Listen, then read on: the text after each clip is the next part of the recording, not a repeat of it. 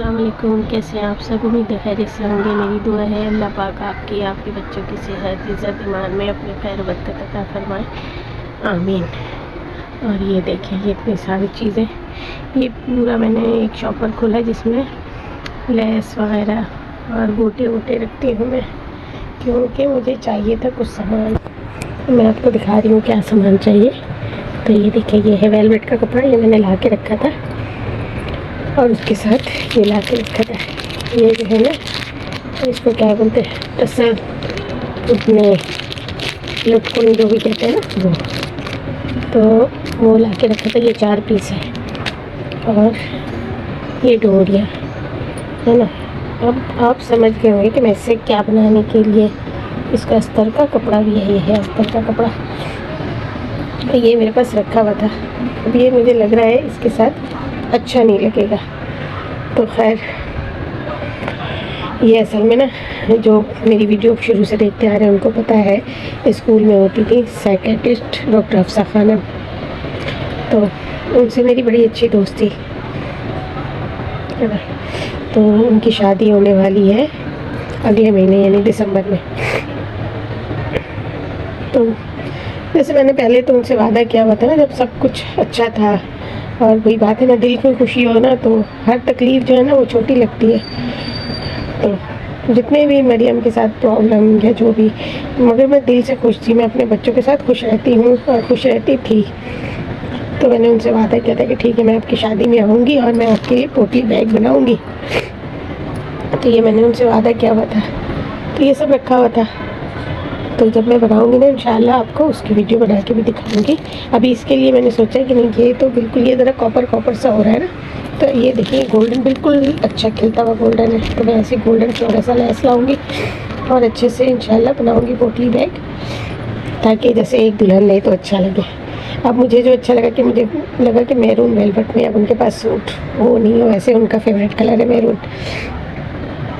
तो फिर मैं ला के अंदर बहुत दिन पहले लाई थी, तकरीबन समझ जाए 1 साल पहले तो लाई होंगी, 8-10 महीने पहले। तो ये रखा हुआ था अंदर। अभी आज मैं ढूंढ रही थी ना, तो ढूंढते ढूंढते खैर ये भी मिल गया। ये सारी चीज़ें फिर मैंने बोला सही से रखो। तो पता है इस बैग में से क्या निकला? अब ऐसी चीज़ निकली ना कि मुझे पता तो था कि घर के अंदर रखा हुआ है। माँ कहाँ है? मैं हफ्सा से हमेशा बोलती थी हफ्सा कहाँ है, पता नहीं मम्मा कहाँ है। अब ये निकला ना, तो मैं और हफ्सा, यकीन माने, स्कूल जाने से पहले हफ्सा 1 घंटे हम दोनों बैठ के रोते रहे और वो मुझे तसल्ली देती रही। तो मैं आपको दिखा रही हूँ कि ये क्या है, और इंशाल्लाह कोशिश करूँगी कि बस सब्र के साथ ही बात करूँ और सब्र के साथ आपको दिखाऊँ। अब ये देखें, कल के बाद ना बस मैंने वहाँ वीडियो रोकी और फिर मैं वीडियो नहीं बनाई। वीडियो इसलिए नहीं बनाई मैं कि मैं नहीं चाहती ना कि हफ्सा थी, आ चुकी थी, तो फिर मुझे अच्छा नहीं लग रहा था कि हफ्सा फिर से देखे और फिर हफ्सा को दोबारा से वही तकलीफ़ से गुजरना पड़े। बाकी ये है कि मेरी तो, मैं माँ हूँ, वो मेरी औलाद थी, मेरी जान थी, मेरे दिल का टुकड़ा थी, मेरे रूह का हिस्सा थी वो। तो मेरी ज़िंदगी में तो वो कोई याद रहे ना रहे, या कुछ चीज़ें रहे या ना रहे, मेरी तो हर सांस के साथ है ना। तो ये देखें, ये क्या मैं आपको दिखा रही थी, जिन्होंने पिछली वीडियो मतलब शुरू से हमारे साथ है उन्होंने देखा होगा, मैंने दिखाया था ये पहले भी वीडियो में। और मुझे याद भी आ रहा था कि ये रखा हुआ है घर पे, मगर हफ्सा ये कहती मम्मा नहीं मिल रहा। और देखिए मैंने कितना संभाल के रखा था कि इसको सारे जो फैंसी लेस वगैरह ना उनके साथ रख दिया था मैंने। तो ये है मरियम के बाल। अब मैं आपको दिखा रही हूँ कि माशाल्लाह मरियम के बाल कितने बड़े थे और कितना मैंने काटा था। ये देखिए, यूँ करके यूँ, ये तकरीबन जो है ना 1.5 बालिश कटा हुआ है। ये देखें, ये पता नहीं यहाँ से आपको आइडिया हो रहा है या नहीं, ये अब मैं दिखा रही हूँ। ये देखिए, ये तकरीबन ये मुड़ गया है ना, मैंने जैसे रबर बैंड लगा के इसको रखा था। ये देखिए, काटने के बाद मैंने साथ साथ रबर बैंड लगा दिया था और रबर बैंड लगा के मैंने काटा था। और ये देखें, फिर उसके बाद मैंने फिर ये देखिए यही काटा। फिर उसके बाद मतलब 1.5 बालिश काटने के बाद मुझे लगा कि बाल तो अभी तक कमर तक ही पहुँचे, तो फिर मैंने ये इतना बाल काट के निकाला था।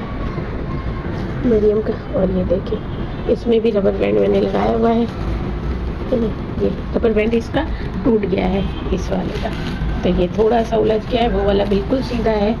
और ये देखिए ये जैसे जैसे मैंने लेयर काटे थे ना वैसे वैसे पड़े हुए हैं। अब ये देखिए कितने नरम मुलायम। और ज़िंदगी में ना मतलब ये देखने से पहले भी मतलब कि जो ज़िंदगी में बहुत सारे काश आ गए ना, उस काश में से एक काश ये भी था कि काश मैं मरियम के बाल नहीं कटवाती और इन बड़े बालों के साथ ही वो जन्नत में जाती। क्योंकि जब उस वक्त मैंने ये वीडियो डाली थी ना बाल कटने की, तो जो लोग देख रहे थे उस टाइम वीडियो, तो उनको पता है कि वो वीडियो सबसे ज़्यादा अच्छा गया था मेरा, क्योंकि सबको ही अफसोस था, मेरी फैमिली से लेके मतलब पूरी यूट्यूब फैमिली सबको ही अफसोस था कि मरियम के बाल कट रहे हैं। और वो मरियम को तो जो अफसोस था क्योंकि मरियम को अगर कोई बोल भी देना कि मरियम बाल कटवा लो तो मरियम उसको मारने लगती थी और बहुत नाराज़ होती थी, गुस्सा होती थी, है ना। तो बस उस वक्त ऐसा लग रहा था, सबने मुझे समझाया और ये बात मैंने बोली भी थी।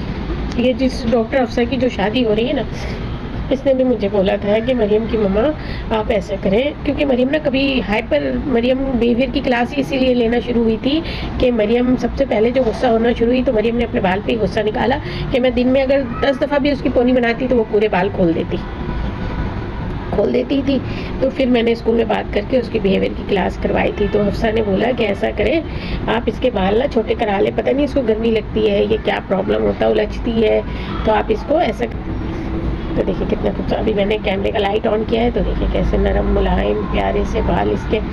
उसने बोला आप इसके बाल छोटे करवा दो, तो मैंने बोला नहीं मैं तो नहीं करवा सकती। उसने बोला क्यों नहीं करवा सकती, परेशानी तो आपको ही है ना नहलाने में और फिर मरियम की केयर करने में, और बाल गंदे हो जाते हैं, बाल में जुई पड़ जाती है और गर्मी उसको ज़्यादा लगती है और आपको बाल बनाने में भी टाइम ज़्यादा लगता है। तो मैंने बोला ये बात नहीं है, एक तो मतलब मुझे भी अच्छे लगते हैं और दूसरा मरियम कभी नहीं राज़ी होगी कि मरियम के बाल कटें। और तीसरी बात ये है कि जब हमाद की शादी होगी ना तो मैं जो ना मरियम के अच्छे अच्छे हेयर स्टाइल बनवाऊँगी। और उसी की खातिर ना मैंने स्कूल में लॉकडाउन जब हुआ था ना तो स्कूल में ऐसे हो रही थी क्लासेस वगैरह, तो मैं वाहिद मदर थी जिसने बच्चियों के साथ जाके क्लासेस ली थी। तो मैंने सर से बात करके और सर मैं ना ऐसे हेयर स्टाइल सीखना चाहती हूँ, तो सर ने बोला बिल्कुल बिल्कुल ये तो सबके लिए है, आप सीखना चाहती। तो मैं बच्चियों के साथ बैठ के मैंने हेयर स्टाइल सीखा था, सिर्फ मरियम के लिए ही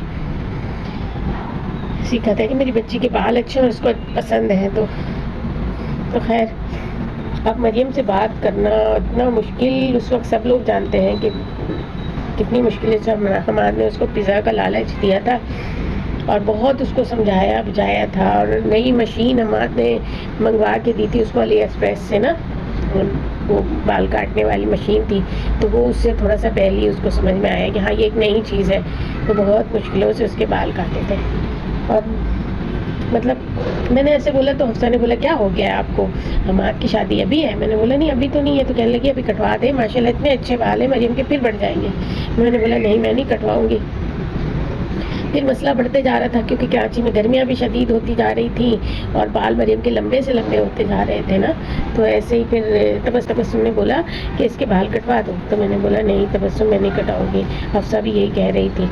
तो अच्छा डॉक्टर हफ्सा को ना मैं डायरेक्ट हफ्सा बोल देती हूँ, तो आप लोग ये माइंड नहीं कीजिएगा, उसको पता है कि मैं इसी तरह से उसको मुखातिब कर लेती हूँ। तो खैर मैंने बोला हफ्सा भी यही बोल रही थी। तो उसने बोला हाँ तो वो तो सही कह रही थी, आप मरियम के बाल छोटे करवा दें ताकि मरियम भी आसानी से रहे और आप भी आसानी से रहें। और शैम्पू वैम्पू, क्योंकि शैम्पू भी ना एक दफ़ा में उसके बाल साफ़ नहीं होते थे, 2 से 3 दफ़ा उसको शैम्पू करवाना पड़ता था अच्छे से शैम्पू डाल के। इतने बाल घने भी थे और लंबे भी थे, तो इसलिए तो मैंने बोला नहीं असल में ना हमाद की शादी होगी तो फिर मरियम के बाल के ना अच्छे अच्छे स्टाइल बनाऊंगी। मैंने जो अफसा को बोला था वही तबस्सुम से भी बोला। उसने बोला पागल हो गई, कल है हमाद की शादी? मैंने बोला नहीं कल तो नहीं। कहने लगी फिर कटवाओ, अभी शादी होते होते पता नहीं कितने सालों बाद होगी, 8-10 साल बाद तो क्या ऐसे ही रहेंगे, अभी तो गर्मी है ना, अभी कटवा दो। तो फिर जब तक के मरियम के बाल बड़े हो जाएंगे। तो फिर मैंने भी सोचा कि हाँ सब सही कह रहे, वाकई हमाद की शादी अभी तो नहीं है, जो मैं ऐसे सबसे बोलती फिर रही हूँ। और देखिए मैंने उसको कहाँ नहीं रख के सोचा था कैसे हमाद की शादी होगी, और मैंने हेयर स्टाइल तक सोच सोच के रखा हुआ था कि इस तरह से बनाऊंगी, इस तरह से बनाऊंगी। और अल्लाह ने बोला ना, मैं पता नहीं मैं ही कुछ ज़्यादा मतलब हो गई थी कि मुझे लगता था मैं सब कर सकती हूँ, मैं सब कर सकती हूँ, मरियम को संभाल सकती हूँ। जब हफ्सा हुई थी ना, तो फिर मैं अस्पताल से आई थी ना, ऑपरेशन होने के बाद, ऑपरेशन का, तो मेरे घर वाले मेरे बहुत ख्याल रखते थे। रमज़ान के दिन थे, अफसर रमज़ान में हुई थी, तो ऐसे अफ्तार के वक्त ना अचानक से ही मैं ऐसे उठी, सोफ़े पे बैठ के अफ्तार करती थी और मरियम भी सोफ़े बैठी रहती थी, हम दोनों अलग अलग सोफ़े पे बैठे रहते थे, खाते थे अफ्तार। एक दिन अचानक से ही मरियम किसी बात पे रोई और मैं उठ के उसको गोद में ले ली। तो मेरी भाभी ने बोला, क्या हो गया, आप पागल हो गई हैं, आपको तकलीफ़ नहीं होती है? तो मैं बोली, हाँ तकलीफ़ तो होती है भाभी, उस वक्त मुझे पता ही नहीं चला, और मैंने उठ के एकदम से झटके से मरियम को गोद में लिया। तो मुझे ना मरियम के मामले में तकलीफ़ का एहसास नहीं होता था। मतलब आज से अगर 10 से 11 साल पहले की बात आप सोचें तो अब तो ज़ाहिर बात है मैं बहुत ज़्यादा ही बीमार रहने लगी थी, तकलीफ़ रहने लगी थी मुझे। तो मैं ऐसा समझती थी मैं सब कर सकती हूँ, मगर अल्लाह ऊपर बैठ के ना देख रहा होता है, और अल्लाह पाक को ना सब पता होता है कि हम बस सिर्फ ओवर एक्टिंग कर रहे हैं कि हम ये कर सकते हैं, हम वो कर सकते हैं, हम वो कर सकते हैं, जबकि हम कुछ भी नहीं कर सकते। और अल्लाह की ज़ात ना हो, अल्लाह की हिम्मत ना हो, अल्लाह की तौफीक ना हो, तो फिर अल्लाह को समझ आ गया था कि ये औरत है, और मरियम भी बहुत खुश रहे, अच्छे से खाए, अच्छे से खेले, अच्छे से अपनी सहेलियों के साथ घूमे फिरे। और मेरी ख्वाहिश है, मेरी दुआ है, कार्टून है ना रिपांजल, तो अल्लाह करे मरियम के बाल इंशाल्लाह अल्लाह ने वहाँ उससे भी लंबे लंबे रखे हों। अब ये मरियम के जाने के बाद की बात नहीं है, मरियम थी जब भी मैंने इसको बड़ा संभाल के रखा था। अब तो खैर मरियम नहीं रही, तो मरियम का एक एहसास जो भी है ना रह गया है, तो मैं इसको अपने पास महफूज रखना चाहती हूँ। आप लोग ज़रा बताएं कि इसको किस तरीके से, कोई आइडिया हो, कोई समझ में बात आ रही हो कि इसको किस तरह से मैं महफूज कर दूँ ना। तो अगर किसी के दिमाग में कुछ हो तो प्लीज़ कमेंट्स करके ज़रूर बताइएगा कि इसको मैं किस तरह से महफूज कर सकती हूँ। देखिए छोटे छोटे बाल भी इसमें पड़े हुए हैं, मैंने एक बाल भी नहीं फेंका था, और उस वक्त भी अच्छे से मतलब कपड़ा लगा के बिल्कुल सारे बाल समेटे थे, और अभी भी सारे रखे हुए ना, तो मैं ऐसे ही रखूँगी इंशाल्लाह इसको।